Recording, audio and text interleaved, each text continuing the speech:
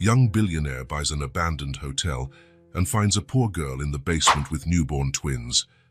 She cries and says, "We live here. Please don't throw us out." What he discovers next will break your heart. Large raindrops were pounding down when Paul parked his car in front of the Grandview Hotel. The six-story building, once majestic, now looked like a dormant giant against the grey sky. The taxi driver who had brought him from the airport had given him a strange look upon hearing the destination. "Are you sure this is the place, sir? It's been shut down for years." Paul only nodded, offering no explanation. Now staring at the peeling facade, he understood the driver's confusion.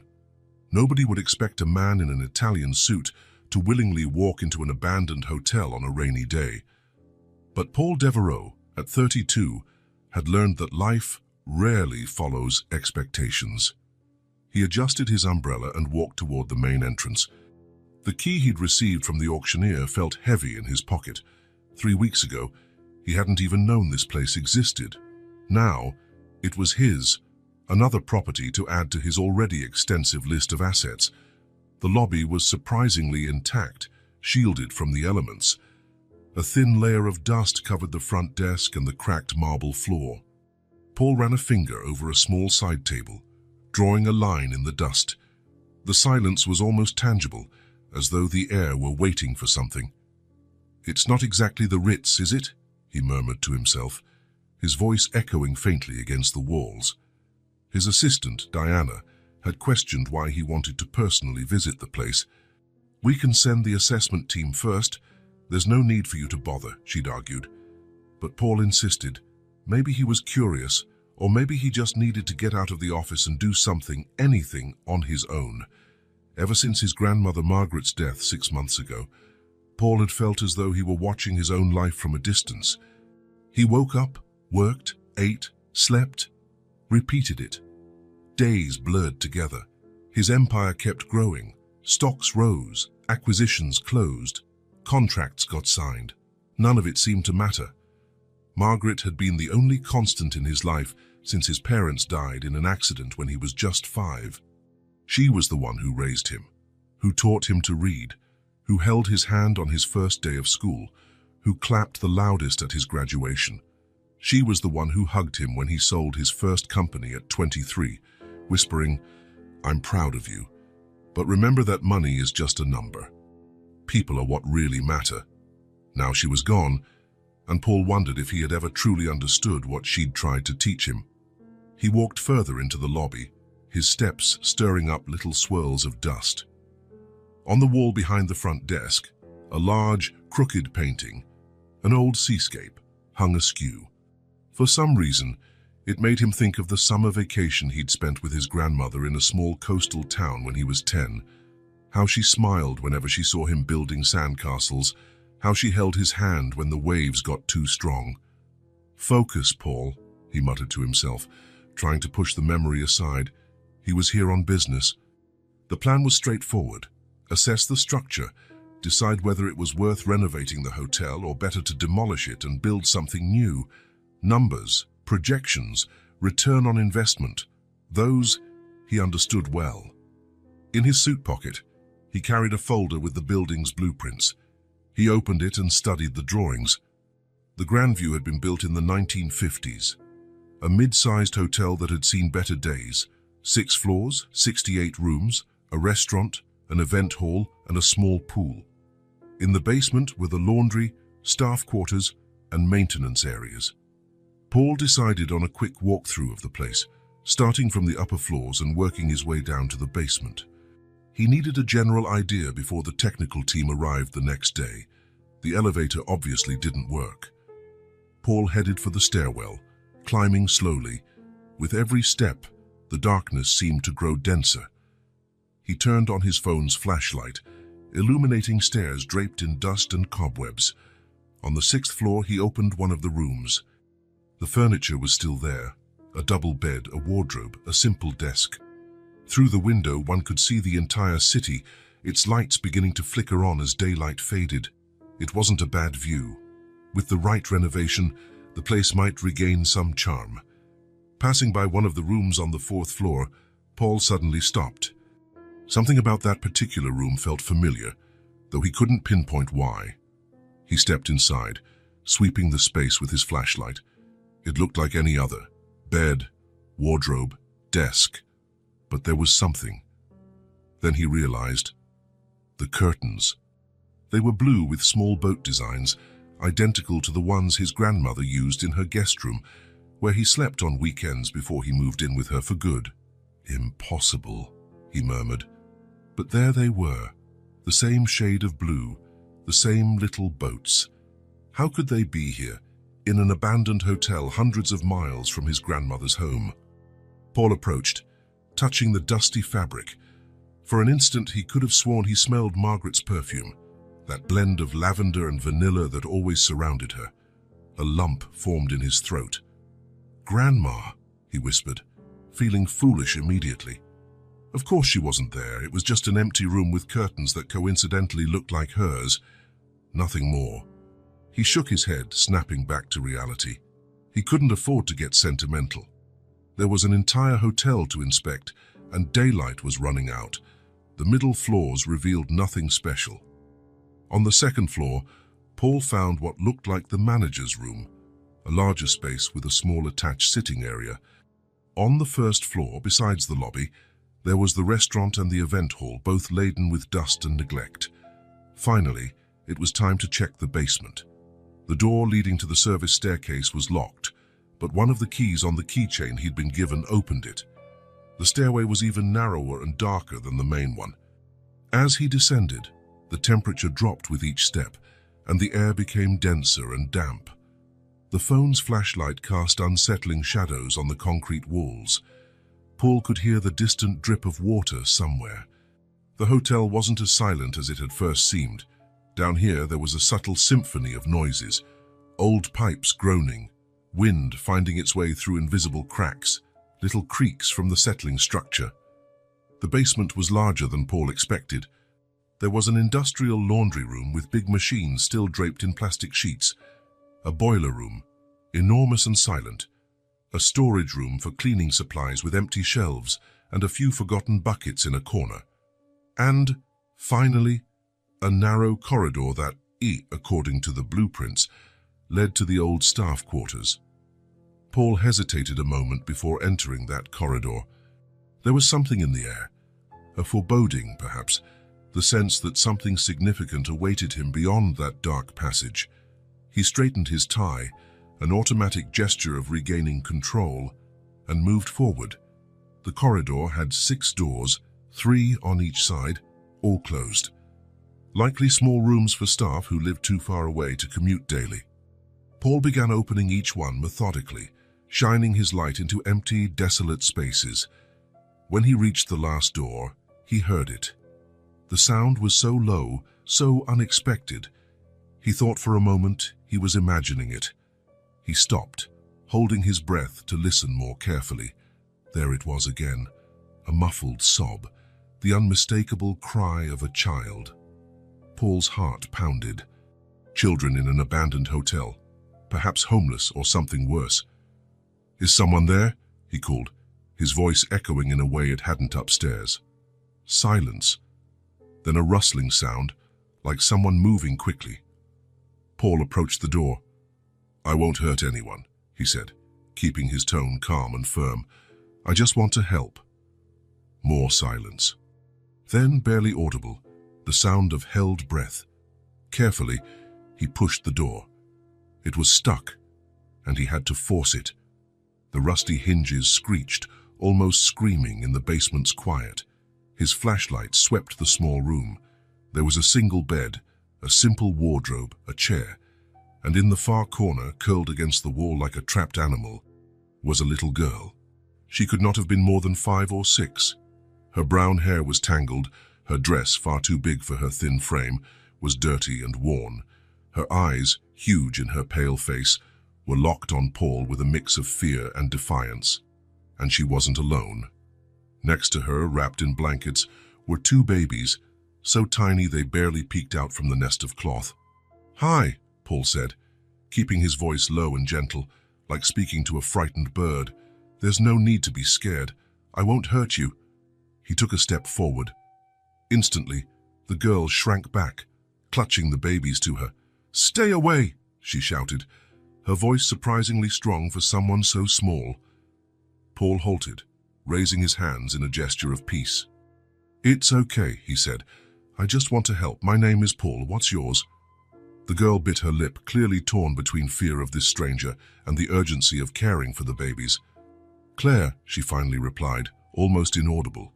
"Claire," Paul repeated, offering a gentle smile. "That's a lovely name.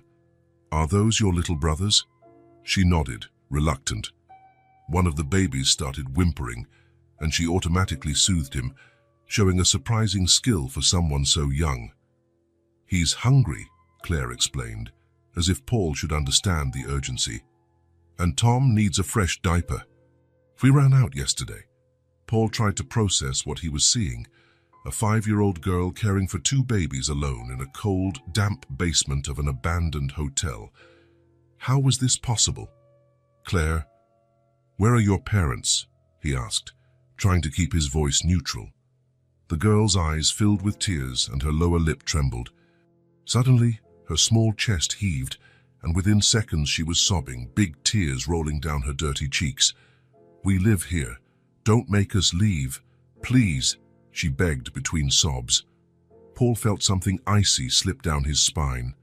Clearly, the girl expected to be kicked out, sent off into the cold unknown. How many times had this already happened to her? How many places had she called home, only to be thrown out later? "No one's kicking you out," he assured her, crouching down to her level. "I promise. But I need to know where your mom or dad is." Claire swallowed a sob, looking at Paul with an intensity that made him feel as though he was being judged by someone far older and wiser than 5. "Mom's name is Sophie," she finally said, her voice cracking. "She lay down over there yesterday and never woke up." Paul followed the girl's gaze to the bed. There was what appeared to be a small mound of blankets. At first glance, he hadn't noticed anything unusual. Then he realized someone lay under those blankets, someone who wasn't moving. Heart pounding, Paul approached the bed. This time, the girl did not protest, only watched with eyes that seemed far too knowing for her age. Slowly, Paul pulled back part of the blanket. The face of a young woman appeared, eyes closed, skin pale, lips slightly blue. He didn't need to be a doctor to know she was gone. The shock hit him like a freight train. This woman, Sophie, had died here, in this dark, cold room, leaving 3 small children alone. How long had the girl cared for her siblings, watching over her mother's body, waiting for a miracle that would never come? He turned to Claire, trying to control his emotions. "Claire, you've been very brave," he said, crouching down again so she didn't have to look up at him. "But now I have to call some people to help, okay? To take care of your mom and you." Panic flashed across her face. "They're gonna take us away, separate us." "No," Paul promised, with more conviction than he probably should. "I'll make sure you stay together, I promise." One of the babies began crying more insistently. Paul looked at the children, hungry, frightened, alone, and made a decision. "I'm going to make a quick phone call," he told Claire. "Then we'll get you all some food, okay?" He moved away slightly, but kept the children in sight as he took out his phone. His first instinct was to call the police, but something stopped him. This required discretion, sensitivity. These children had been through enough trauma. Instead, he called Diana, his assistant. "Diana, I need urgent help," he said as soon as she answered. "I'm at the hotel, and I found—" He hesitated, looking at the children. "I found a delicate situation. 3 kids, their mother passed away. I need you to contact local social services, but discreetly. And send someone to buy baby supplies, formula, diapers, milk, clean clothes, anything young children might need. Also, I'll need a doctor we can trust. And, Diana, about the mother. We need to handle this as quietly as possible." Diana asked no questions, one of the reasons Paul kept her as his personal assistant. She simply said, "I'll be there in 30 minutes with everything." While he waited, Paul returned to Claire and the babies. He took off his suit jacket and placed it over the girl's shoulders, who shivered slightly at its warmth. "Help is on the way," he said, sitting on the floor near her but not too close, so she wouldn't feel threatened. "My friend will bring food for you and the babies." Claire nodded, still wary but visibly relieved that someone was taking charge. "What are your little brothers' names?" Paul asked, trying to keep his tone light. "Ted and Tom," she answered. "They're twins. They're 9 months old. And you, how old are you?" "5, Claire said, holding up a small hand with 5 fingers spread out. 5 years old, practically a baby herself, carrying the weight of the world on her tiny shoulders. "Have you been living here for a long time?" Claire thought for a moment. "Since the babies were really little. Mum said it was safe here, that no one would find us." That explained why the hotel was relatively intact, despite being abandoned. Sophie had likely kept it locked so no one would discover they were living there. "Is Mommy going to be okay?" Claire asked suddenly, her large, hopeful eyes fixed on Paul. The question caught him off guard. How does one explain death to a 5-year-old? "Claire," he began, choosing his words carefully, "your mum, she's not going to wake up anymore. She's gone somewhere far away." Claire's eyes filled with tears, but she didn't break down. She simply nodded as though she already suspected the truth. She was really tired. "I'm sure she fought very hard to stay with you," Paul said, feeling a lump in his throat. "She must have loved you 3 very much." Claire didn't respond, continuing to rock the babies gently. They looked malnourished and exhausted, but miraculously alive. Less than 30 minutes later, Diana arrived with a discreet doctor on Paul's corporate payroll and a social worker who had been contacted under assurances of confidentiality.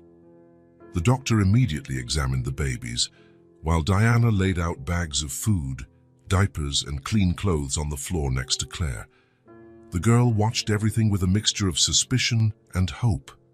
"The babies are dehydrated and malnourished, but surprisingly stable, given the circumstances," the doctor reported to Paul.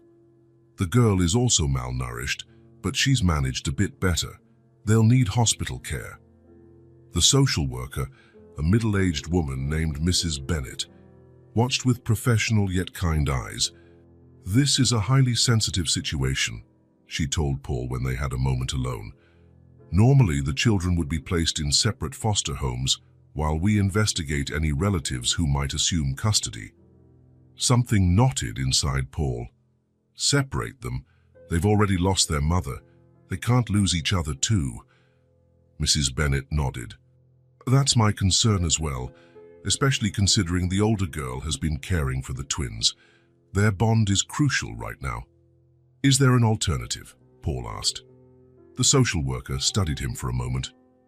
"Well, if someone were willing to assume emergency temporary custody of all 3 while we investigate further," Paul didn't hesitate. "I'll do it." Mrs. Bennett seemed surprised. "Mr. Devereaux, I understand your desire to help, but caring for 3 small children, especially under such traumatic circumstances, isn't a decision one makes impulsively." "It's not impulsive," Paul replied, surprising even himself with the firmness in his voice. "I found them. I feel responsible. And I have the resources to ensure they get everything they need." The social worker evaluated him for a few seconds longer, then sighed. "We'll need to run background checks, inspect your home to ensure it's suitable for children, and you'll have to sign multiple documents." "Whatever it takes," Paul cut in. "Just don't separate these children." While they discussed the details, discreet medical and police teams arrived to handle Sophie's body. Paul insisted Claire not witness any of it, so he distracted her, along with Diana, by showing them the new clothes and toys that had been brought. When it was time to leave, Claire grabbed Paul's hand with a surprising strength for someone so small. "Where are we going?" she asked, her eyes still wary. Paul knelt down in front of her. "We're going to my house. It's big and has plenty of room for the 3 of you. You'll stay together, I promise." Claire looked at him, then at the twins, who were being tended to by nurses. "Are we coming back here afterward?" Paul thought of the cold, dark room, of the mother who would never return, of the childhood these children had almost lost entirely. No, Claire. You'll never need to come back to this place again. As they left the abandoned hotel, Paul carrying Claire in his arms, the twins being carefully carried by medical staff, he felt a weight settle on his shoulders. It wasn't an unpleasant weight, he realized. It was the weight of responsibility, of connection. For months, ever since his grandmother passed, Paul had felt empty, as if a part of him had died along with her. Now, holding this frightened child who had displayed more courage than most adults he knew, he felt something different, something he hadn't expected to feel again so soon. Purpose. In the car on the way to the hospital, where the twins would receive the care they needed before going to Paul's house, Claire finally fell asleep, exhausted by fear and too much responsibility. Her small hand clutched Paul's shirt, as though afraid he might vanish the way her mother did. Paul looked at her sleeping face and made a silent promise, not only to Claire and her brothers, but also to himself and, in some way, to his grandmother. These children would never be alone again. They would never again know abandonment, fear, or hunger. And maybe, just maybe, by caring for them, he could find what he had lost when Margaret died, a sense of family, of belonging. The echo in the empty halls of his own life might finally be filled by something other than silence. Paul's car pulled into the emergency entrance of St. Andrew's Memorial Hospital, where a medical team was already waiting for them. Diana had phoned ahead to make sure they would receive immediate attention. The twins, still asleep in hastily arranged blankets, were gently transferred to infant stretchers. Claire, still clinging to Paul's hand, watched with wide, anxious eyes. "Will they be okay?" she asked, her voice a whisper. "Yes," Paul reassured her, giving her hand a gentle squeeze. "These are very good doctors. They'll take care of your little brothers, and you too." A middle-aged doctor approached, introducing herself as Dr. Patel, head of pediatrics. Her smile was kind, though her eyes assessed the children with the clinical precision of someone immediately evaluating their condition. "We'll take them for some tests," she explained, "so you can come along." The next few hours were a whirlwind of medical procedures, forms, and hushed conversations. The twins were found to be dehydrated and malnourished but stable, considering the circumstances. Claire, though thin and obviously lacking proper care, was in better shape than her brothers. "It's extraordinary, Dr. Patel commented to Paul, while they watched Claire being weighed by a nurse. "This girl kept 2 infants alive under conditions many adults would have found impossible." Paul only nodded, his throat too tight to speak. He thought of the children's mother, a woman who had taught her 5-year-old daughter to care for twin babies with such efficiency that they survived even after her death. What kind of love and desperation lay behind that lesson? After consulting with Mrs. Bennett, the social worker, it was decided the children wouldn't need to be admitted for a long stay. They would receive vitamin supplements, a special diet, and regular medical follow-ups. But they could go home. For now, home would be Paul's home, at least temporarily. "We have some basic clothes and supplies for you," Paul explained to Claire as they waited for the final paperwork. "And tomorrow we'll buy everything else you need." Claire, sitting on the exam table with her legs dangling, nodded seriously. Her eyes never left her brothers for very long, as though afraid they might disappear if she didn't keep watch. "We're going to live at your house." "Yes, at least for now," Paul replied. "It's a big house, sir, with plenty of space for the 3 of you." The girl considered this for a moment. "Is it far from here?" "Not too far. About a 20-minute drive." Claire seemed either satisfied or resigned. Paul realized she probably never had the luxury of questioning adults. She must have learned early on that protesting rarely changed her fate. An hour later, they were back in the car. The twins, now clean, fed, and in new clothes provided by the hospital, slept in borrowed baby seats. Claire gazed out the window, taking in the streets and neighborhoods passing by. When the car finally stopped in front of Paul's house, the girl couldn't hide her amazement. It wasn't ostentatious, but an elegant property in one of the city's more exclusive neighborhoods, an entirely different world from the dark, damp basement they had been found in. "We're here," Paul announced, trying to sound casual. With help from the nurses hired by Diana, they carried the still sleeping twins and entered the house. Paul watched Claire's face as she took it all in: the wide foyer, the polished wood floors, the sweeping staircase leading to the second floor, the artwork on the walls, the soft but plentiful lighting. "This whole house is yours?" she finally asked in a small voice filled with disbelief. "Yes, I live alone," Paul replied. "Well, my housekeeper, Martha, is here too, but she's on leave this week." In truth, Paul had given Martha paid time off, guessing she might not react well to the sudden invasion of children into her meticulously maintained home. Paul showed Claire around: the living room with floor-to-ceiling windows, the spacious kitchen, the formal dining room he rarely used, the office where he spent most of his time when at home. On the second floor, he pointed out the master suite and 3 guest rooms, all elegantly decorated yet clearly unused. "Which one will be our room?" Claire asked, looking around warily as though afraid to touch or break something. Paul realized he hadn't thought this through. There were enough bedrooms for each child to have one, but something told him that wouldn't be right, not after everything they'd gone through. "I think this one might be good for all 3 of you, at least for now," he suggested, indicating the largest guest room, adjacent to his. "What do you think?" Claire entered hesitantly, her small fingers brushing the silk duvet on the queen-size bed, testing its texture. "It's really soft," she observed, almost to herself. "But we need cribs for the babies," Paul realized aloud. "For tonight, we might have to improvise." "Big drawers," Claire suggested promptly. "Mom used to line big drawers with blankets when they were newborns." Paul felt a pang, picturing that desperate mother trying to raise 3 children with so few resources. "Drawers, yes, that's a good idea," he agreed. "Let's see if we have some that will work." With the nurse's help, they turned 2 large drawers from an old dresser into makeshift cribs, lining them with soft blankets. Claire supervised with the seriousness of a veteran mother, instructing exactly how the blankets should be folded. "They like being wrapped up tight," she explained, "so they feel safe." The twins woke almost simultaneously, as though in sync. One of them, Ted, Claire identified, started crying loudly. "He's hungry," Claire announced confidently, as if she had heard that cry hundreds of times. One of the nurses prepared bottles according to the hospital's dietary instructions. Paul watched, fascinated, as Claire tested the milk's temperature on her wrist with the efficiency of an experienced mother.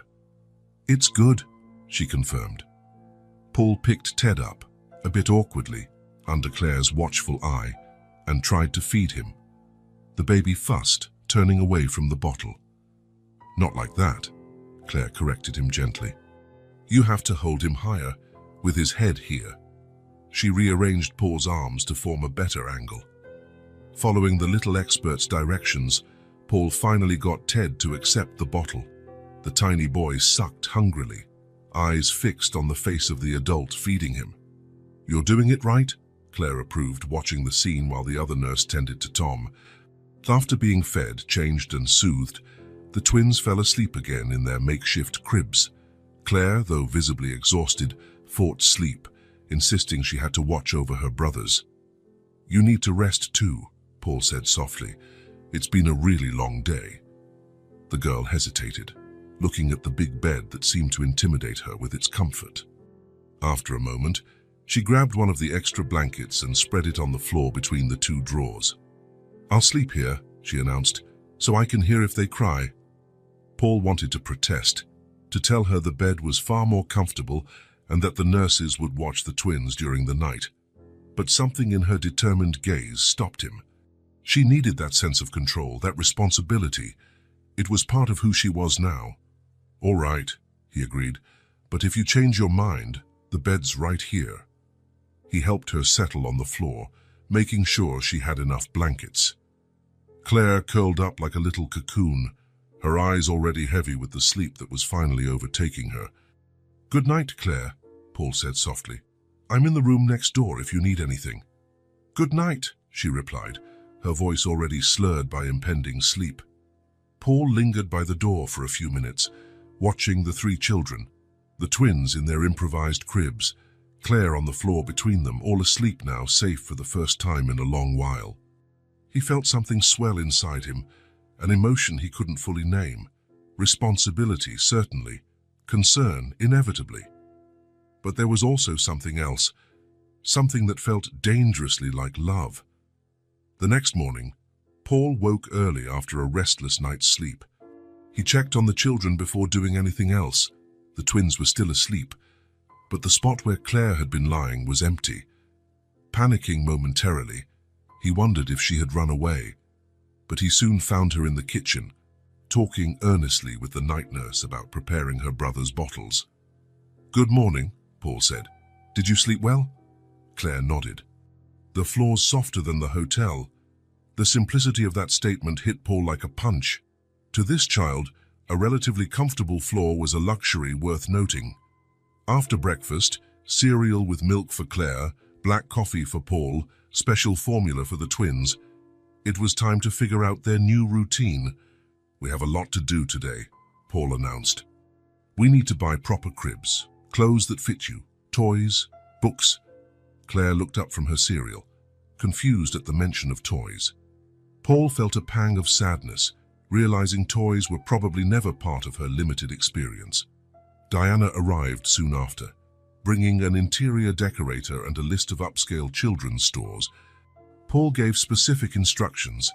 He wanted the children's room transformed by the end of the day, with safe cribs, appropriate furniture, and everything else three children might need. And toys, he emphasized. Lots of toys. While the decorator measured the room and took notes, Paul, Claire, and the nurses took the twins to shop. The first stop was a children's clothing store, where Paul let Claire pick out some items for herself. The girl looked visibly uncomfortable with the task. "I don't know what to choose," she admitted softly. "What color do you like?" Paul asked, trying to help. Claire shrugged, looking around as though the question was some kind of test. "Any color." He realized she'd probably never had the chance to choose anything in her life, not even the color of a t-shirt. "We'll try a bunch of things," he suggested, "and see what looks best on you." Gradually, through trial and error, they discovered Claire preferred purple to pink, pants to dresses, and t-shirts with animals rather than princesses. Each small discovery about her preferences felt like a treasure to Paul. Another piece of the puzzle that was this extraordinary little girl. After the clothing store, they visited a large toy store. Paul would never forget Claire's expression upon entering that colorful, noisy world. Her eyes opened so wide they seemed half her face, and her mouth formed a small O of wonder. "Can I take a look around?" she asked, hesitant. "Of course," Paul replied, "and you can choose anything you like." Claire walked slowly through the aisles, touching the toys with reverence. She stopped timidly in front of a shelf of stuffed bears, picking up a medium-sized one with soft brown fur. "This one's pretty," she murmured, stroking it gently before putting it back.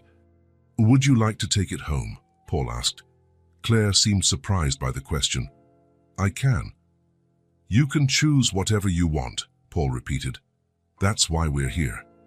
Slowly, almost mistrustfully, Claire picked the bear up again, hugging it to her chest.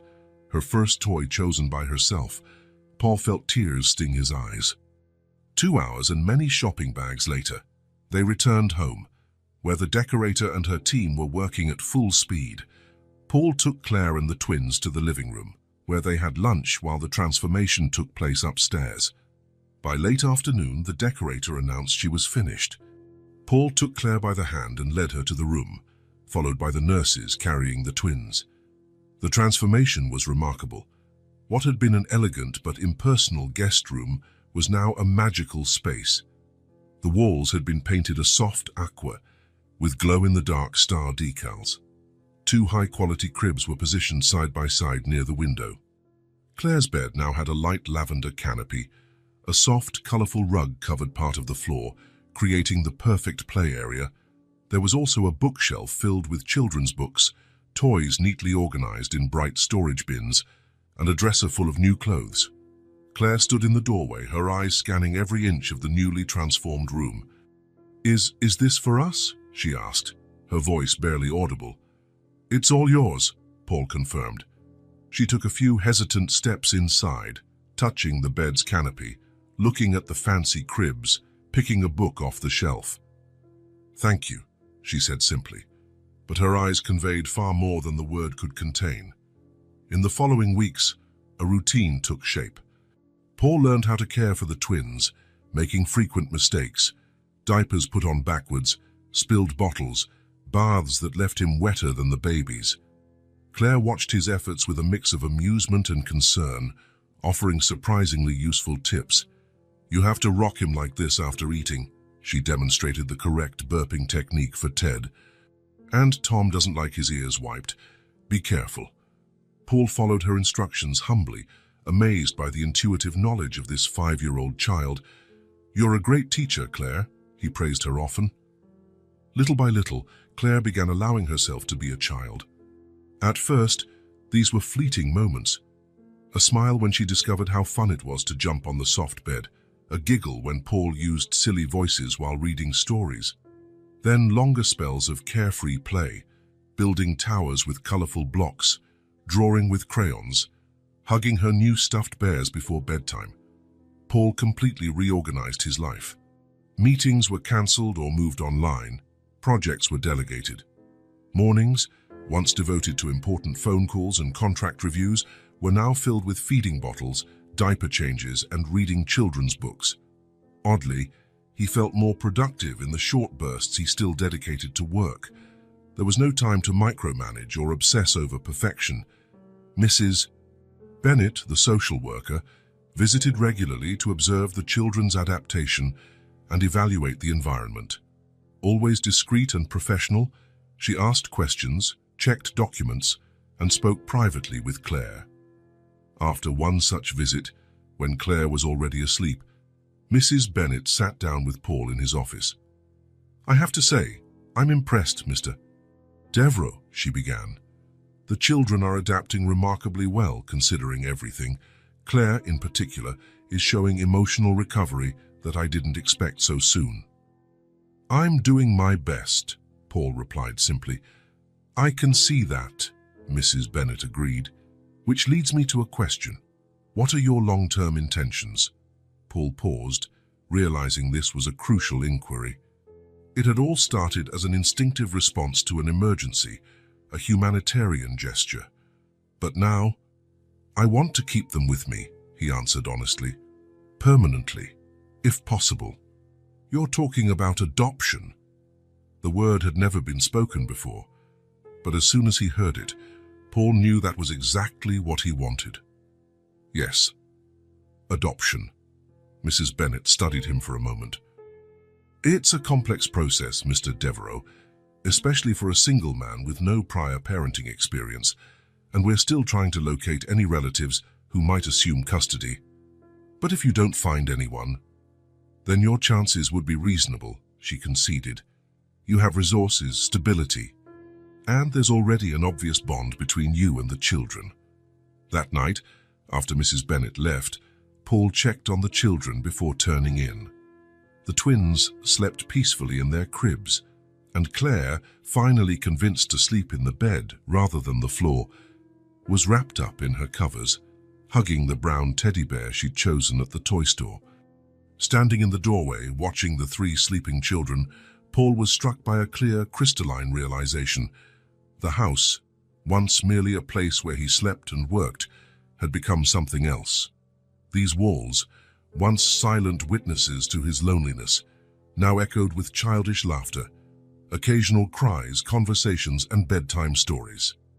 What had begun as an emergency response, an instinctive reaction to a tragedy, had become the most meaningful thing he had ever done.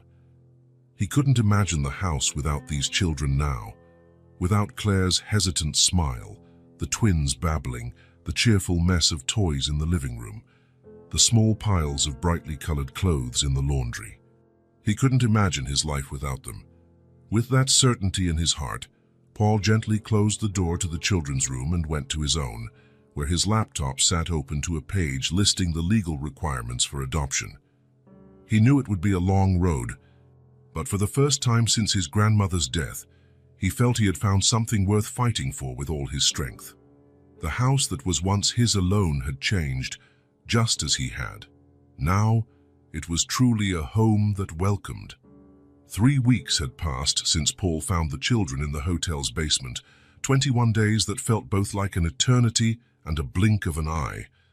The routine, once so predictable, was now punctuated by small daily discoveries and unexpected moments that filled the once silent house with a true sense of family.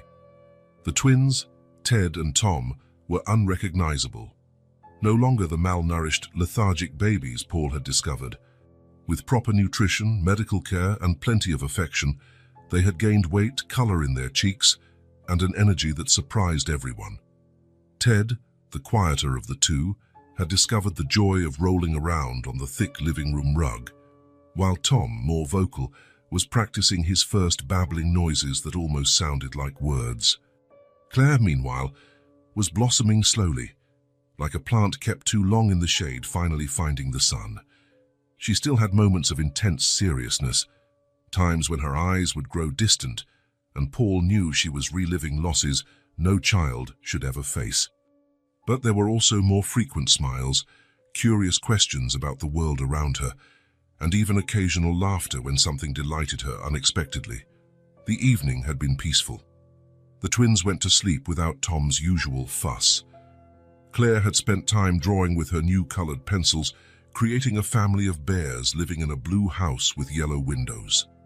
Now, after a warm bath, dressed in purple pajamas, her forever favorite color, she was settling into bed. It was Paul's favorite time of day, reading a bedtime story to Claire. She had chosen a book about a family of rabbits who had adventures in the forest, one of her favorites. Paul sat on the edge of the bed and began reading, making different voices for each character the way he knew she liked. Claire listened intently, eyes following the illustrations, occasionally asking about words she didn't recognize. Gradually, her eyelids grew heavier, and Paul noticed sleep was near. He closed the book softly as he reached the end of the story. "I think it's time to sleep," he said, tucking the covers around her. She nodded, but instead of curling up immediately as usual, she gazed at the ceiling, where small, glow-in-the-dark stars twinkled. "Everything okay?" Paul asked, noticing her hesitation. She was quiet for a moment, as though organizing her thoughts. Then, without looking directly at him, she asked in a small but clear voice, "If someone wants to take us away, can you say that we want to stay with you?" The question hit Paul like a physical blow. His heart hammered in his chest. It was the first time Claire had explicitly voiced the desire to remain with him, for their temporary arrangement to become something more. Until now, she had simply taken each day as it came, never allowing herself the vulnerability of wanting something that might not happen. Paul held her small hand in his, feeling a tightness in his throat. He wanted to say yes immediately, that he would do anything to keep them, that he couldn't imagine life without them, but he couldn't find the words. The enormity of what was at stake, the lives of these 3 children, his own heart, rendered him momentarily speechless. Claire waited, eyes now locked on him, trying to read his expression in the dim light. Paul gave her hand a gentle squeeze, hoping to convey through touch what he couldn't yet say out loud. "Sleep well, Claire," he finally managed, kissing her forehead. "Oh, we'll talk more tomorrow." The girl seemed to accept his reply, or at least sense there was no rejection in it. She turned on her side, hugging the stuffed bear she never let go of, and closed her eyes. Paul stayed until her breathing steadied, indicating she'd fallen asleep. He left the room, leaving the door ajar just how she liked it, and headed to his study. He sank into the armchair by the window, the one that had belonged to his grandmother and was one of the few things he had kept from her house. Margaret, his grandmother, the woman who'd raised him after his parents' premature death, who welcomed him into her home and her heart without hesitation, rearranging her entire life to become the mother he needed. The memories washed over him in waves, Margaret reading to him before bed, just as he now did with Claire. Margaret holding his hand on his first day of school when he was terrified of being away from her. Margaret applauding every small achievement, every good grade, every swim meet. Margaret, elderly yet proud, at his college graduation, telling him his parents would have loved to see the man he'd become. Paul closed his eyes, a tear escaping. Now, for the first time, he truly understood what his grandmother had done for him. It wasn't just providing shelter, food, or education, although all of that was essential. It was about unconditional love, a constant presence, the hands that were always there to hold his in difficult moments, the hands that care. Now his own hands were caring for Claire, Ted, and Tom. Hands learning to change diapers, warm bottles to the right temperature, wipe away tears, applaud small victories. Hands that, he realized, could no longer let go of them. For the first time since he found the children, Paul allowed himself to name what he felt. Love. It was love that filled his chest every time Ted smiled upon seeing him enter the room. Love that warmed his heart when Tom snuggled into his arms after feeding. Love that made his throat tighten whenever Claire tried, with great seriousness, to teach him the best way to fold the baby's clothes. It was love, both terrifying and wonderful at the same time. Or the next morning, Paul woke up early. He had made a decision during the night, after hours of tossing and turning, thinking about Claire's question and all it meant. While preparing breakfast, fruit puree for the twins, pancakes for Claire and himself, he called Diana. "Cancel all my external appointments for the next few days," he said the moment she answered, "and schedule a meeting with the best family lawyer we can find, today, if possible." Diana, ever efficient, didn't question him. "Of course, Mr. Devereaux, may I ask what it's regarding so I can inform the lawyer?" "Adoption," Paul replied, feeling a certainty he rarely experienced in other areas of his life. "I want to start the adoption process for the children." There was a brief silence on the other end. Then Diana spoke, her usually professional voice suddenly warm. "I'll get right on it, sir. And if I may say so, I think it's a wonderful decision." Paul hung up just as Claire walked into the kitchen, still in her pajamas, hair tousled, rubbing sleepy eyes. "Good morning," she said, sitting down at the table where her place was already set with a glass of orange juice and colorful plastic utensils. "Good morning, sleepyhead," Paul teased, placing a pancake on her plate. "Did you sleep well?" She nodded, picking up the fork. She seemed quieter than usual, and Paul suspected she was worried about last night's conversation, about the questions she'd asked and how he hadn't answered directly. The twins soon joined them, brought by the nanny who was now helping in the mornings. Ted and Tom were settled into their high chairs, and the daily challenge of feeding them, always chaotic, began. Only when everyone was finished and the twins were playing in their activity mats in the adjacent room did Paul see his chance to talk to Claire. "Remember what you asked me last night," he began, sitting beside her on the sofa. Claire immediately tensed, eyes fixed on her hands. "Yes," she said almost inaudibly. "I'm sorry I didn't answer you right away," Paul continued. "Your question was very important and I wanted to be sure of my response." Claire lifted her gaze, her expression cautious but hopeful. "So, what is it?" Paul took a deep breath. "Yes, if anyone tries to take you away, I'm going to say, no, I'm going to do a lot more than just say that you three want to stay with me, and that I want you here with me. Forever." Claire's eyes widened, and for an instant Paul feared he had been too direct, placing too great a burden on her small shoulders. "Forever," she whispered, "like a real family." "Exactly like a real family," Paul replied, feeling a tightness in his throat. "If you, Ted, and Tom want that, of course." Claire was silent for what felt like an eternity. Then, with a move that caught Paul completely by surprise, she launched herself at him, wrapping her arms around him tightly. "We want it," she said, her voice muffled against his chest. "We really do." Paul hugged her back. blinking away tears he refused to hide. This moment was about her emotions, not his, about her hope, finally allowed to flourish. "Then that's what we'll do," he promised, kissing the top of her head. "I'm starting the process today." The next weeks were a whirlwind of activity. Paul dove headfirst into the complex process of obtaining temporary legal custody, the first step toward formal adoption. There were countless forms, interviews, and home visits to arrange. Mrs. Bennett, the social worker overseeing the case, proved a valuable ally. Though always maintaining her professionalism, she seemed genuinely supportive of the children staying with Paul. "I rarely see such a successful adaptation," she observed during one of her visits. "Claire is making remarkable emotional progress, and the twins are thriving. But most importantly, there's a clear bond between you." The family lawyer Paul hired, a middle-aged man named Robert Mills with decades of experience in adoption cases, was also optimistic.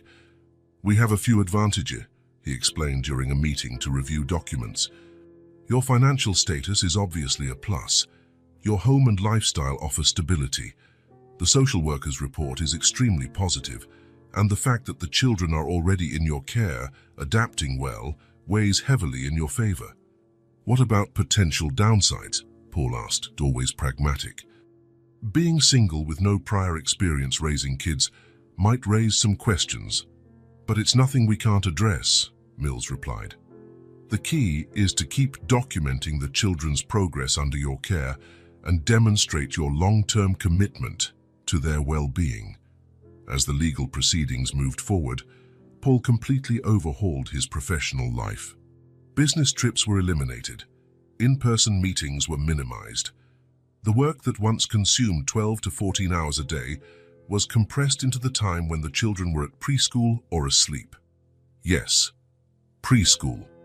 Claire had started attending a half-day kindergarten, which initially terrified her, but which she now looked forward to each morning. The twins, nearing their first birthday, went to daycare at the same institution, easing the logistics and comforting Claire, who still felt responsible for her brother's well-being. Evenings, once filled with contract reviews and spreadsheets, were now dedicated to bath time, bedtime stories, and lullabies. Paul discovered he could finalize in 20 minutes the same meetings that used to drag on for 2 hours, simply because he knew Claire was waiting for story time, a sacred ritual for both of them. The house, which had already transformed since the children's arrival, continued evolving. What began as a quickly furnished room was now a truly personalized space. Claire had picked out new wall decals, dinosaurs, her current obsession since Paul took her to a natural history museum. The once pristine, minimalist living room now had a permanent corner devoted to toys, and no one minded the occasional building block found under the couch.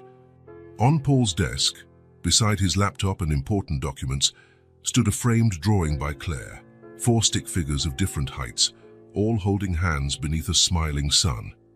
On the back, in the shaky handwriting of someone learning to write, were the words, "My family." Paul looked at that drawing whenever doubts arose, when the legal process seemed too slow, when nights of teething babies left him exhausted, when he wondered whether he could truly be a good father. Family. That's what they had become. An unlikely family, born of chance and tragedy, but now more real than anything Paul had ever known. He still hadn't said the words. Those 3 simple yet monumental words that filled his chest each time Ted recognized him with a smile. Tom stretched out his arms for a hug, or Claire proudly showed off a new drawing or talked about her day at school.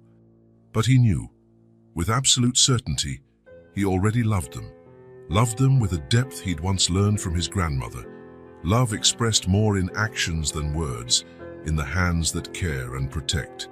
Hands he silently swore, as he watched the 3 children sleep, would never abandon them. The adoption process moved forward, although more slowly than Paul would have liked. All necessary paperwork had been submitted, the initial interviews completed, and the house had passed all inspections. Mrs. Bennett continued submitting positive reports about the children's adaptation, and Paul's capacity as their guardian. But one obstacle remained, preventing the process from advancing to the next stage, formally identifying the children's mother. Sophie, that was the only name Claire knew. Without a full name, official records, or a clear history, it was impossible to legally declare the children available for adoption. Paul was in his home office, reviewing some documents, while the twins napped and Claire drew quietly on the living room rug. The girl's concentration was impressive, her tongue sticking out at the corner of her mouth as she painstakingly worked on her artwork. The phone rang, pulling Paul from his thoughts. It was Detective Ramirez from the local police, who had been assigned to investigate the mother's identity. "Mr. Devereaux," greeted the detective. "We've made some headway, but we're still having trouble identifying the woman found at the hotel. No fingerprints on file, no documents, no recent residence records. It's as if she simply disappeared off the map." Paul sighed in frustration. "I understand. Is there anything else we can do? We're working with a forensic artist's sketch of what she might have looked like, based on the condition of the body, also using approximate age and the estimated date of death. But we need more info. The older girl doesn't remember anything else. A last name, maybe. Where her mother worked before, any relatives. Claire only knows her first name, Sophie, and that she cleaned places, as she puts it, likely a maid or a housekeeper. But I'll try talking to her again, see if I can find out more." After hanging up, Paul watched Claire for a moment. She had adapted so well over the last weeks, smiling more, fewer nightmares, making friends at kindergarten. He hated dragging her back to that painful past, but it had to be done. "Claire," he called gently, moving to sit on the floor beside her. "That drawing is beautiful." The girl looked up at him with that shy smile that still squeezed his heart. "It's our house," she explained, pointing at the big rectangular shape on the paper. "And that's us." 4 stick figures in varying sizes stood hand in front of the house. "It's perfect," he praised sincerely. Then, choosing his words carefully, he added, "Claire, I need to ask you some things about your mom, about Sophie. Is that okay?" Her expression immediately grew more serious, but she nodded. "We're trying to find out more about her. Do you remember where she worked before, or if she had any name besides Sophie?" Claire frowned, thinking hard. "She cleaned rooms in a big hotel. Sometimes she took me with her before the babies were born. It was a fancy place, with red carpets and lots of mirrors." Paul felt a chill. A fancy hotel with red carpets and mirrors could describe any high-end hotel, but a suspicion began to form in his mind. "Do you remember the name of the hotel?" Claire shook her head. "No, but there was a little crown design on the door." Paul's heart skipped a beat. A crown? His own hotel chain, Devereaux Hospitality, used a stylized crown as its logo. Could it be? What about her last name, or any friend or relative she might have mentioned? Claire thought a bit more. She had a friend named Justine, who also cleaned rooms, and her last name. Her eyes lit up with remembrance. "It started with L. She taught me how to spell. Unless something. Lambert? Lamont? Lamar?" Paul offered. "Lambert, that's it," Claire exclaimed. "Sophie Lambert. She taught me how to write it, but I never got the B right." Paul felt a wave of simultaneous relief and dread. "Thank you, Claire. That helps a lot." He smiled at her, trying to hide his turmoil. "You can go back to your drawing now. It's looking really nice." Returning to his office, Paul immediately called Detective Ramirez, passing along the new information. Then, his hands trembling slightly, he placed another call to Diana, his assistant. "Diana, I need you to check something urgently. Go through the employee records for all our hotels in the region for a woman named Sophie Lambert, probably a housekeeper. I need to know when she worked for us, which location, and when and why she left." Diana's voice sounded worried. "Of course, Mr. Devereaux. This is about the children, isn't it?" "I'm afraid so," Paul replied, his mouth dry. "And please be absolutely discreet. While he waited for Diana's response, Paul found it impossible to focus on anything else. He paced his office, tortured by the possibility forming in his mind. If Sophie Lambert had worked in one of his hotels, if she'd been his employee. The phone rang 20 minutes later. Diana, efficient as ever, had found what he needed. "Mr. Devereaux." Her voice was oddly restrained. "I found her records. Sophie Lambert worked as a housekeeper at the Devereaux Plaza from 2017 to 2019. She was let go in October of 2019 when the hotel's housekeeping was outsourced." Paul felt as though the air had been sucked from his lungs. October 2019. He remembered the decision, a recommendation from his finance team to cut operational costs. Dozens of employees laid off and replaced with a contracted cleaning service. He had signed the documents without a second thought, focused only on the numbers. Was there anything else in her file? He asked, his voice rasping. "Just the basics." She was 29 at the time of termination, single, no dependents listed. Diana paused. "Sir, does this mean—" "Thank you, Diana. I need to call Detective Ramirez." Paul ended the call before she could say more. With a heavy heart, he shared the information with the police. The detective promised to accelerate the investigation now that they had a full name and details of her last known job. That night, once the children were asleep, Paul sat on his porch, a glass of whiskey untouched by his side. The possibility that Sophie Lambert, Claire's and the twins' mother, had once been his employee, fired due to a cost-cutting measure he approved, was devastating. Try as he might to rationalize, he didn't know her personally. He wasn't aware of her situation. The decision affected dozens of staff, not just her. Paul couldn't stop the growing sense of responsibility. If Sophie had worked for him, lost her livelihood because of a line in a spreadsheet he signed off on. That 2 days later, Mrs. Bennett asked to meet him at her downtown office. Her tone on the phone had been grave, indicating important news. Paul left the children with the nanny and made his way there, his chest tight with dread ever since the revelation about Sophie. The social worker greeted him with her usual professionalism, but there was something in her eyes, a mix of empathy and concern, that alerted Paul the news wouldn't be easy. "Mr. Devereaux," she began once he was seated across from her desk, "we have the results of the investigation into the children's mother." She opened a file in front of her, though she seemed to know its contents by heart. Sophie Lambert, 31, worked as a housekeeper at the Devereaux Plaza Hotel until October 2019, when she was laid off during an outsourcing process. Mrs. Bennett paused, watching Paul's reaction. He only nodded, jaw clenched. "Yes, we discovered that connection. She worked for my company." "There's more," the social worker continued.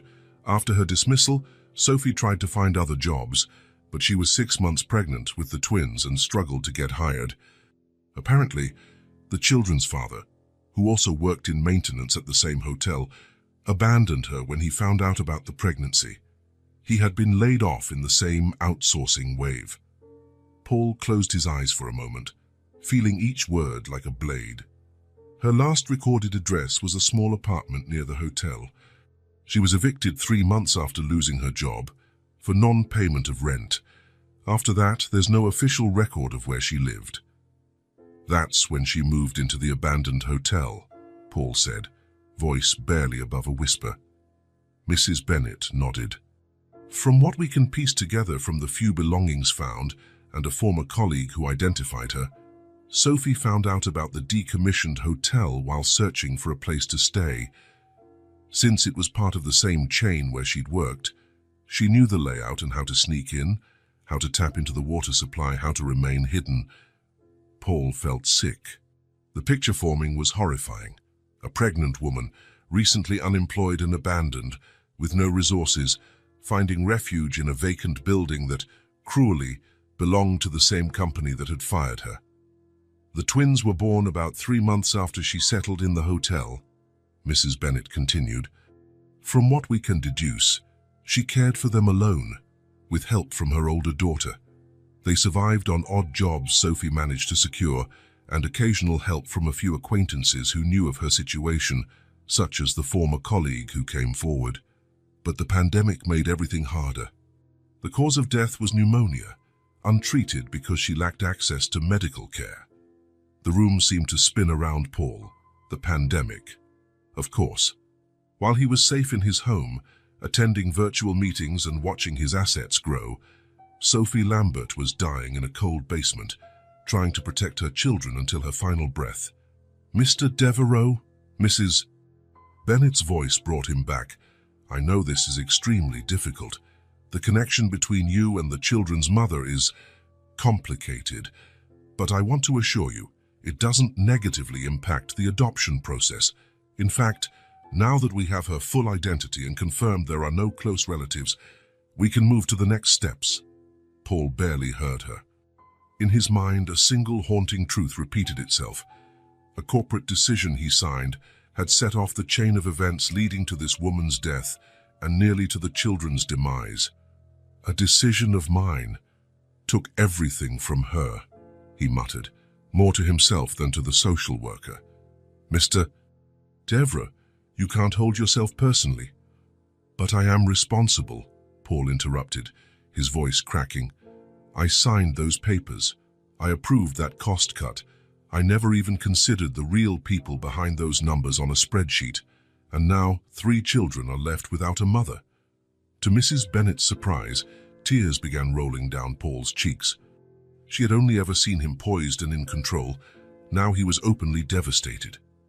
"Claire once asked me why her mom wouldn't wake up," he continued, trying to steady his voice. "What do I tell her now? That her mother died because I wanted to raise profit margins by 2 percentage points." Mrs. Bennett inhaled, giving Paul a moment to compose himself. "What happened is tragic, no doubt, but blaming yourself won't bring Sophie back or help the children. The question now is, what will you do with this information?" The question hung in the air, heavy and challenging. Paul wiped his tears with the back of his hand, trying to regain control. "You're right. What matters now are the kids, Claire, Ted, and Tom." He straightened in his chair, a new resolve forming amid the pain and guilt. "I can't change the past. I can't undo the decision that led Sophie to this situation, but I can, and will, make sure her children get everything they need, everything she couldn't give them." He looked at Mrs. Bennett directly, his eyes still shining with tears but now also with determination. "I'm going to give them everything. Not just material comfort, but love, education, opportunities, stability. It's the least I can do." Mrs. Bennett nodded, recognizing the sincerity in his words. "What about the truth? Do you plan to tell the children?" Paul hadn't considered that yet. How could he explain to Claire, especially, that he was indirectly involved in the tragedy that took her mother? "I'm not sure," he admitted. "Claire is so young. But she deserves to know who her mother was. She deserves to know Sophie fought for them until the end, doing all she could with the few resources she had." He paused. "Eventually, yes, she'll learn about my connection, about the hotel, all of it, but only when she's old enough to understand. And I hope she'll also see that even though I had a role in their loss, I'm doing everything I can to be part of their healing." When Paul left Mrs. Bennett's office that afternoon, he carried a new weight. The full truth about Sophie Lambert and the undeniable connection between them. It wasn't only guilt he felt, though that was crushing. There was also a renewed commitment, strengthened by the knowledge of the real human cost of corporate decisions. In the car on his way home, to the children, he let himself cry again. He cried for the woman he had never met, but whose fate he had unwittingly sealed. He cried for the children who would forever bear their mother's absence. He cried for his own blindness, for the years of making decisions based solely on numbers, never thinking about the human stories behind them. But as the tears dried, a resolution grew within him, as strong and clear as the love he now felt for Claire, Ted, and Tom. The past couldn't be changed, but the future of those 3 children, was in his hands, and he would do everything possible to honor Sophie's sacrifice, to transform a story of loss and injustice into one of redemption and love. Sophie Lambert might have been just another name on a layoff list to Paul Devereaux, the executive, but to Paul the father, the man who was becoming a dad, she would forever be more than that. The woman who, without knowing, had taught him the value of human life and given him, through her children, the chance to be a better person than he'd ever been. Morning dawned bright and promising, as though the sky itself wished to celebrate the day's importance. Paul woke before the alarm after a restless night.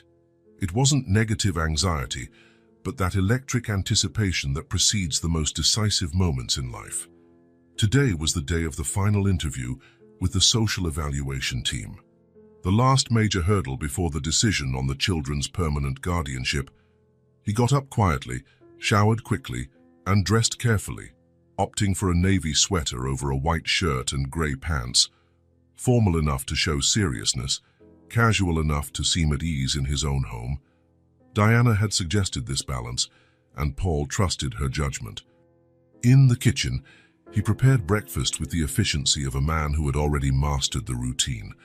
Scrambled eggs for Claire, who'd recently decided she liked them with a bit of grated cheese. Oatmeal with mashed banana for the twins, who at nearly 2 years old already had distinct food preferences. Ted favored fruit, while Tom leaned toward anything with cheese, just like his sister. As he set the table, Paul mentally revisited everything that had happened over the past months. The shock of discovering Sophie Lambert, a former employee of his hotel, had lost everything because of a cost-cutting measure he'd approved. The crushing guilt that had consumed him for weeks, until he finally heeded his therapist's advice.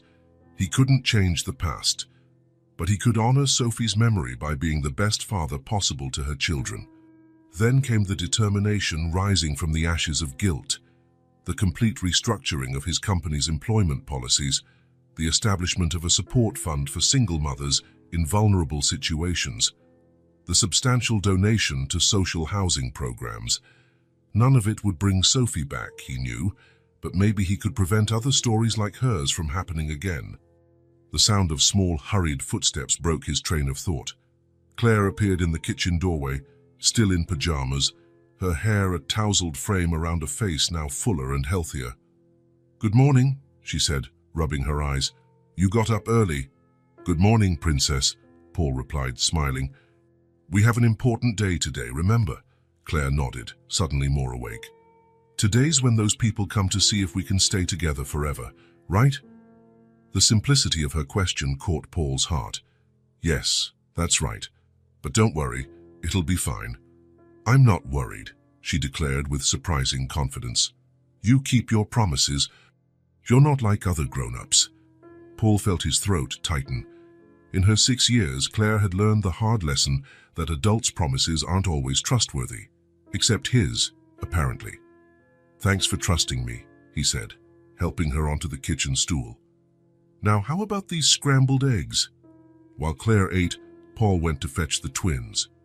He found them already awake in their cribs, babbling in their private language, comprehensible only to them and occasionally to Claire.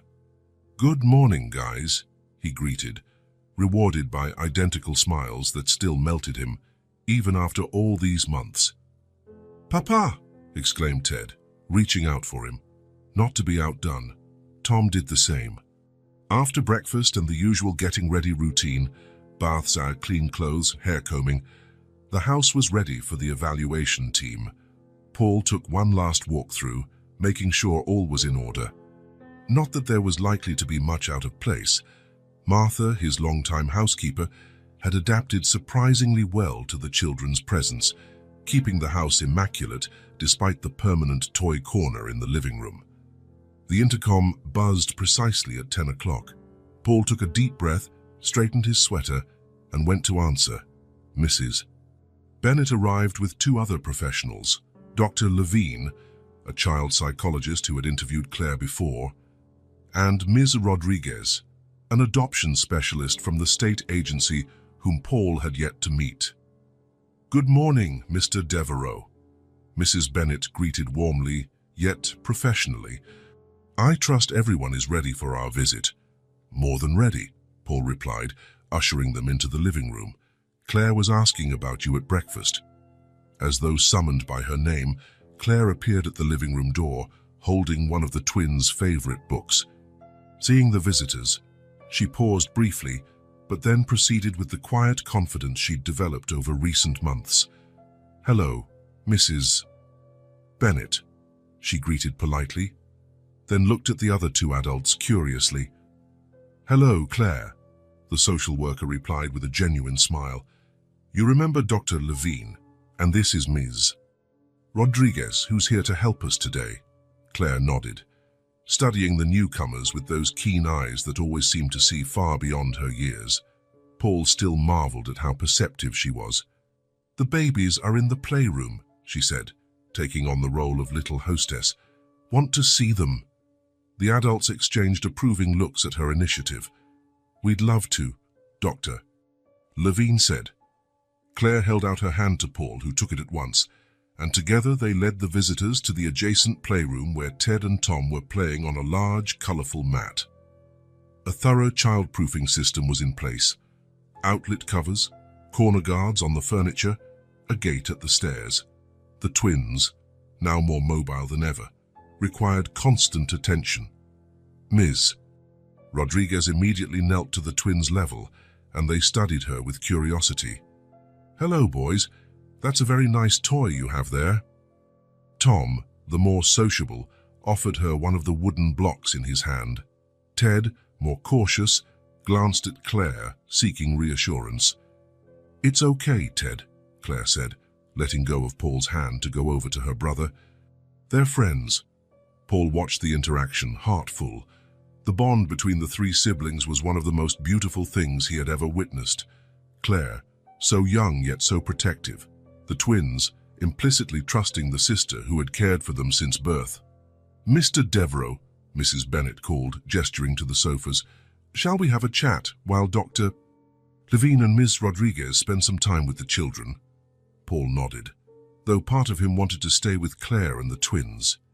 He followed Mrs. Bennet into the main living room, while the other two professionals remained behind with the children. "How are you feeling today?" Mrs. Bennet asked once they were seated. "Nervous," Paul admitted, forcing a tight smile. "But confident. We've built something real here, something good." The social worker nodded. "I can see that. The transformation in Claire, especially, is remarkable. I remember the first time I saw her back at the hotel. She was basically a miniature adult, carrying responsibilities far too heavy for her tiny shoulders. Now she seems like a child, a happy child." "She still has moments," Paul said. "Sometimes I wake at night and find her checking on the twins, making sure they're breathing, or stashing food in her nightstand as though afraid it might run out." "Scars from what she lived through," Mrs. Bennet observed. "It'll take time for those to fade, if they ever do. But the important thing is she's secure enough to gradually reclaim her childhood."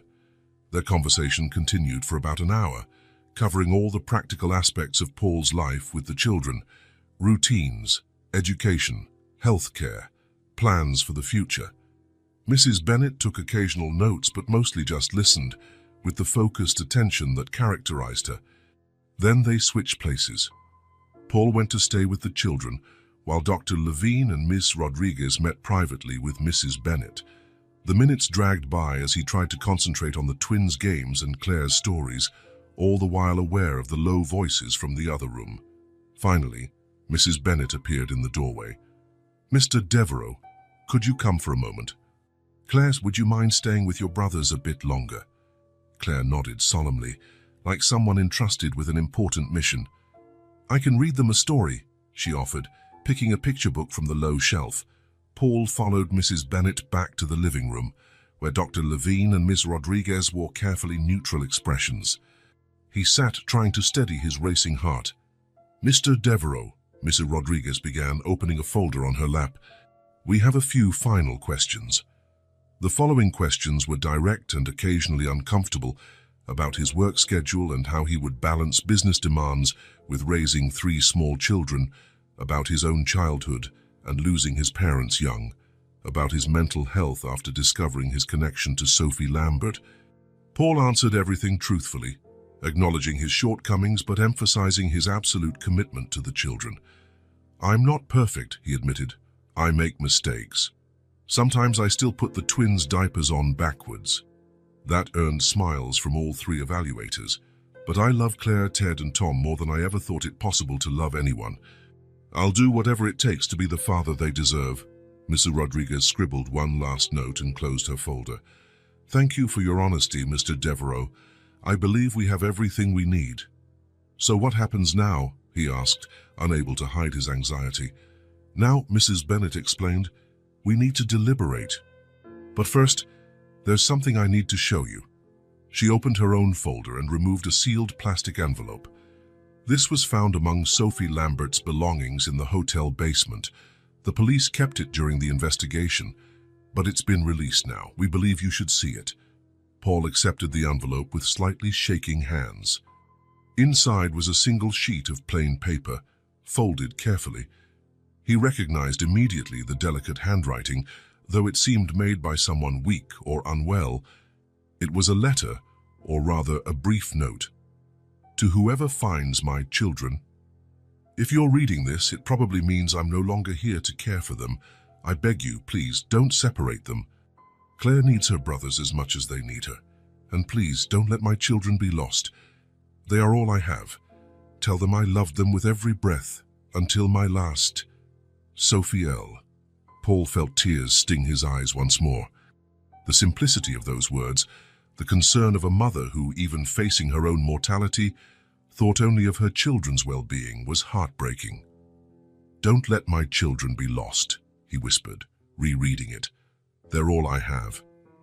He looked up to see the three evaluators watching him with sympathetic expressions. "They're all I have now too," he murmured, more to himself. Mrs. Bennet offered him a tissue, which he accepted with a nod of thanks. Carefully folding the note, he slipped it back into the envelope. "I believe you should keep it," the social worker said, "to show the children when they're older, so they know how much their mother loved them." Paul nodded, speechless.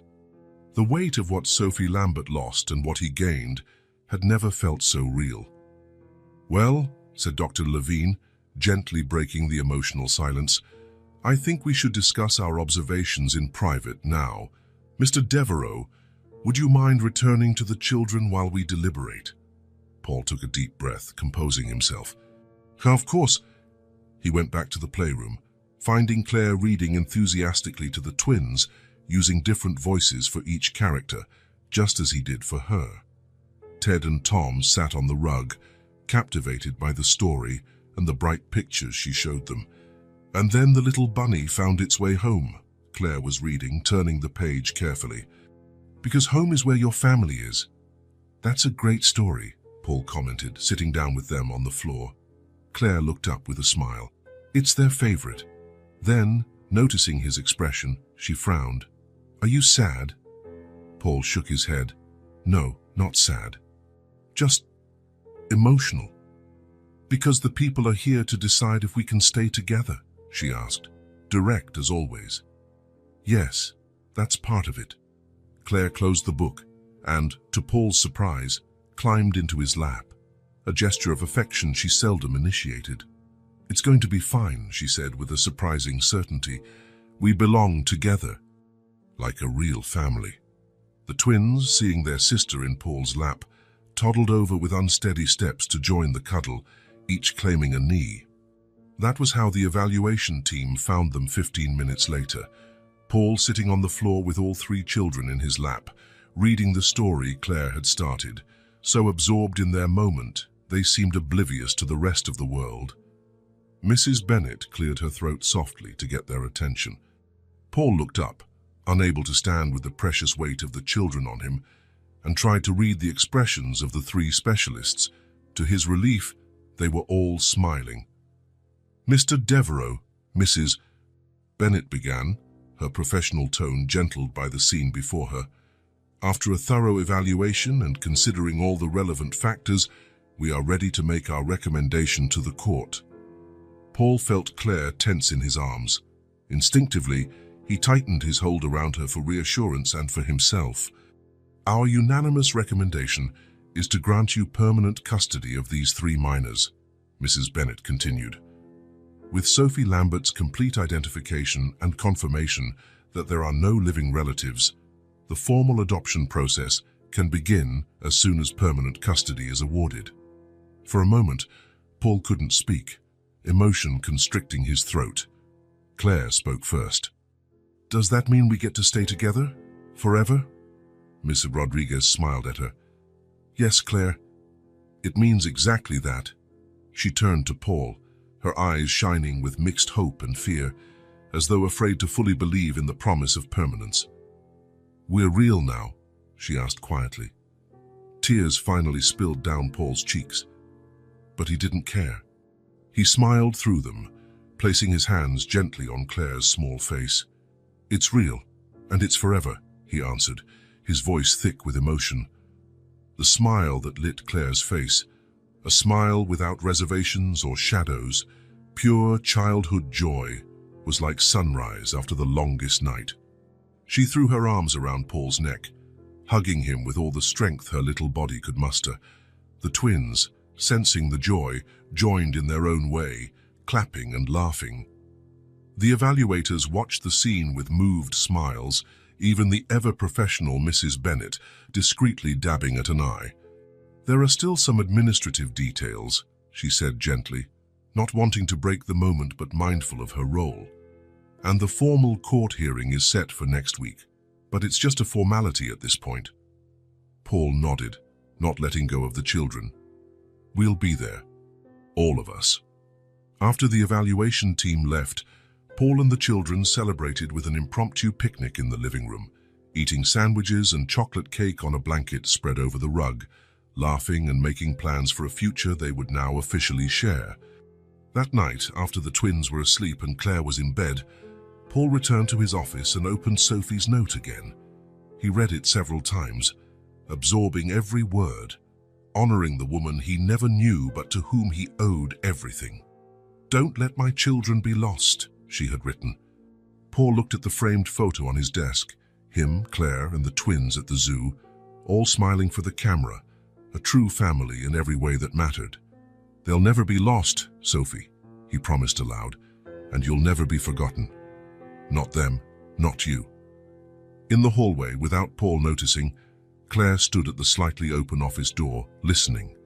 She slipped quietly back to her room, snuggling under her covers with a small smile. Finally, after so much uncertainty, she was certain of one thing. They were home. Really home. Forever. And that was all that mattered. Winter gave way to spring, and spring to summer.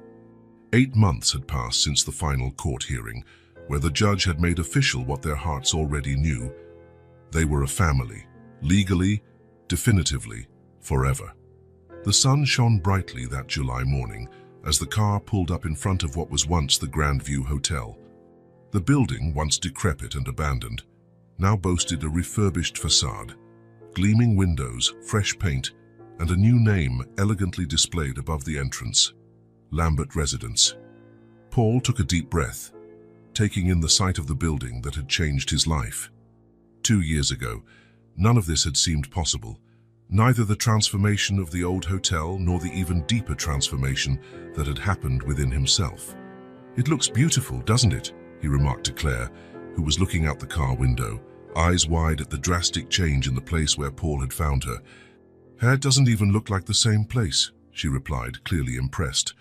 Her small fingers fidgeted nervously with the edge of her purple dress, still her favorite color, one of the few certainties she carried from her past. Paul adjusted his tie, still not entirely comfortable with formal wear even after years of corporate life.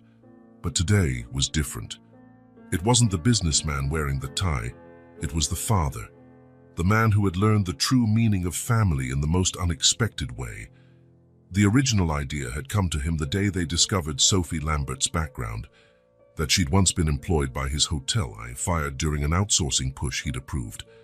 That night, unable to sleep, haunted by guilt and the unexpected connection, Paul had begun planning something to bring meaning to that tragedy. Now, less than a year later, The project was complete. The Grandview Hotel had been entirely renovated into a residential complex for families in vulnerable situations, especially single parents and low-wage workers, exactly the kind of situation Sophie had once faced. "Are you nervous?" he asked Claire, noticing how she smoothed her dress repeatedly. The nearly 7-year-old shook her head, though her worried lip-biting betrayed her tension. "A little," she admitted. "What if I do it wrong?" "You can't do it wrong," Paul reassured her. "You just hold the scissors and cut the ribbon when I say so, that's all." She nodded, appearing more confident. In the back seat, Ted and Tom sat in car seats, unusually quiet, perhaps sensing the day's importance. At nearly 3 years old, the twins were no longer the fragile infants Paul had found. They were active little boys, each with his own distinct personality. Ted, the contemplative one who loved picture books and building block towers. Tom, the talkative explorer, with a laugh that seemed to fill the whole house. "What do you think Mom would say about today?" Claire asked suddenly, catching Paul off guard. It was a question that came up more often now that Paul spoke openly about Sophie, sharing the little they knew and keeping her memory alive as part of the children's identity. "I think she'd be very proud," he said sincerely. "Especially of you, holding the scissors at the opening ceremony." Claire smiled that smile that still made Paul's heart squeeze, a reminder of how much this little girl had overcome and how resilient she was. "Shall we?" Diana called from outside the car, glancing at her watch. "Guests are already arriving." Paul helped the children out. He carried a twin in each arm, while Claire walked beside him, carefully holding the ceremonial scissors wrapped in a purple ribbon. A small crowd had gathered at the entrance. Employees from the Devereaux Group, local officials, representatives from organizations supporting single parents and vulnerable families, along with familiar faces like Martha, almost a grandmother figure to the children now, Mrs. Bennett, the social worker who had guided them through it all, and even Detective Ramirez, who had investigated Sophie's case and now befriended the family. As Paul approached, the little crowd parted. There was a moment of silence, then applause. Claire gripped Paul's hand, partly hiding behind him. She was still shy around large groups, despite her progress. The mayor made a brief speech about the project's importance, a pioneering model in the city, meant to be replicated elsewhere. He talked about how Lambert residents provided comprehensive solutions, affordable housing for 25 families, on-site support services, communal facilities. This project not only provides dignified housing for 25 families, the mayor concluded, but also integrates services that promote autonomy and development. It's exactly the kind of holistic approach our city needs. Then it was Paul's turn. With the twins now in Diana's arms, he stood at the microphone, Claire by his side, her small face solemn with the responsibility of the moment. "Lambert Residence is not just another property," he began. "It's a commitment to the 25 families who will live here. Parents who work essential jobs, teachers, nurses, people who keep our city running but often can't afford to live in it." He paused, glancing at Claire, who watched him closely. "When I acquired this hotel at auction 2 years ago, my intention was simply to renovate it or demolish and build something else. I was thinking only in terms of return on investment, spreadsheets of profits." His voice softened. "I had no idea that within these walls I'd find something far more valuable than any financial asset." The audience's gaze shifted toward the children, and Paul saw understanding smiles. "This place holds special meaning for our family. It was here, in this very building, that I found my children, here that our lives became entwined in a way none of us could have foreseen." His voice wavered slightly. "It was here that Sophie Lambert, a woman of extraordinary courage, sheltered her children to the last. We honor her memory not only by giving her name to this residence, but by ensuring it offers protection and a fresh start to families like hers." Paul paused, placing an arm around Claire's shoulders. The little girl looked at the crowd with a bit more confidence now. "I learned from my children that buildings are more than physical structures. They're places where stories unfold, where lives can be transformed. This hotel, once the site of tragedy, has been reborn as a place of hope. I can't imagine a more powerful symbol than that. Applause rose again, warmer this time. Paul guided Claire to the red ribbon spanning the entrance. Diana stepped up with the twins, one in each arm. "Let's cut it together," Paul suggested, placing his hand over Claire's as she held the scissors. With a careful motion, the ribbon was cut. Applause erupted, cameras flashed, and exclamations of approval filled the air. Claire smiled, proud of her part in the ceremony, while Ted and Tom clapped, sharing the excitement. Paul bent to pick Claire up, something he didn't do as often anymore now that she was growing, but which still felt right on special occasions. Diana came closer with the twins, who reached out, wanting to join the family embrace. For a moment, they simply stood there, gazing at the renovated building now poised to offer hope where once there had been despair. "This is where it all began and began again," Paul said softly, more to his family than to the crowd. Claire rested her head on his shoulder, a gesture of trust that had taken months to emerge naturally. The twins, eager to explore, pointed toward the entrance. Together they walked through the doors of Lambert residence. The lobby, fully refurbished, retained elements of the hotel's original architecture, but now had bright colors and open spaces. The old front desk had become a community information station. Where an underused restaurant once stood, there was now a multi-purpose area for classes, meetings, and events. Paul guided the family away from the photographers and onlookers toward a quieter section of the building. There, in what had once been the administration office, now a small memorial space, a bronze plaque told a concise version of Sophie's story. Not every detail. Some parts belonged only to them, but enough so everyone would know this place was born from a real story of loss, love, and redemption. There was also a photograph, the only one anyone could find of Sophie, provided by a former co-worker. It showed a young woman with brown hair and a shy smile, wearing the Devereux Hotel uniform, the same photo that now occupied a place of honor in their home, so the twins would know the face of the mother they hadn't had time to remember. "She looks sad here," Claire whispered, touching the frame. "I think she was," Paul answered honestly. "But she loved you three more than anything, that's what matters." Claire nodded, her understanding far beyond her 7 years.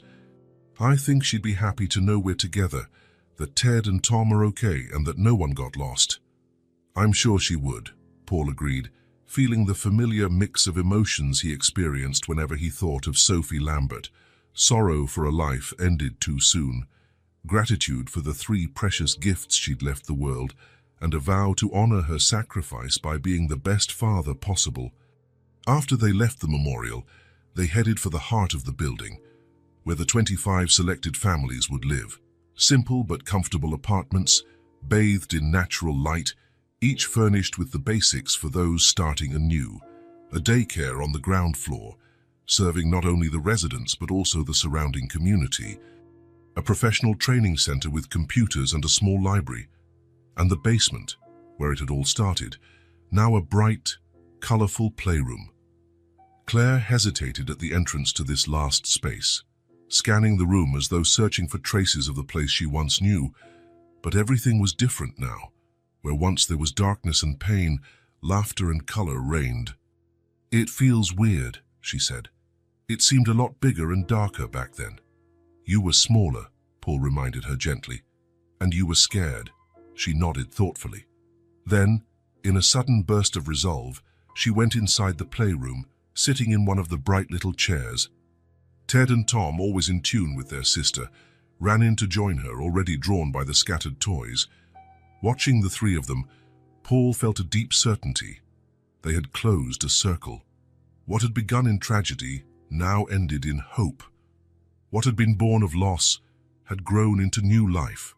A story that continued each day, in every one of Claire's smiles, in every discovery the twins made, in every moment they shared as the family they had become. A new story, a new family, a new beginning.